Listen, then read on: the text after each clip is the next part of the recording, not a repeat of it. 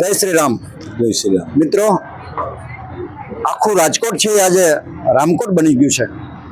12 વર્ષ પછી પૂજ્ય મોરારી બાપુ રાજકોટને આંગણે રામકથા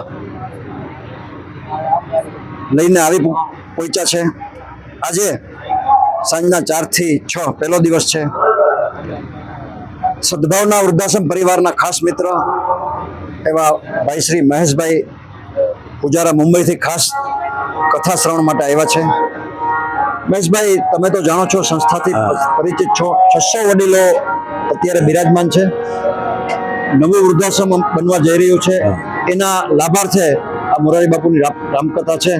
તો આપનો પ્રતિભાવ જણાવશો. આ પ્રસંગ જે આજનો છે, મારી લાઈફમાં મેં નથી જોયો.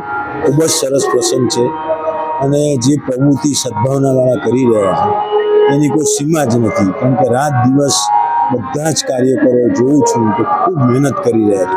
બોમ્બે બી અવારનવાર ઘણી વખત આવે છે. એટલે કહેવાનો મતલબ એ શું, પુષ્કળ મહેનત કરે છે. અને આ એક એવું કાર્ય છે કે જેની કોઈ સીમા જ નથી. આવું કાર્ય આખું ભારતમાં ક્યાંય મેં નથી જોયું અને થતું બી નથી. એટલે અને આજે જે મેં જોયું સવારથી, તો બહુ મોટો પ્રસંગ કે જેવો જબરજસ્ત મોટો પ્રસંગ જે ક્યાંય બનતો નથી આવો. તો મને આજે ખૂબ જ આનંદ થયો. એટલે એની પાસે મારી પાસે કોઈ શબ્દો નથી કે હું કયા શબ્દોમાં એને આપી શકું. જય શ્રી રામ. મિત્રો, સમગ્ર રાજકોટ આજે રામમય બની ગયું છે. તો આવા મહેશભાઈ પૂજારા જેવા હજારો મહેમાનો અમદાવાદથી, મુંબઈથી અને વિદેશથી પધાર્યા છે.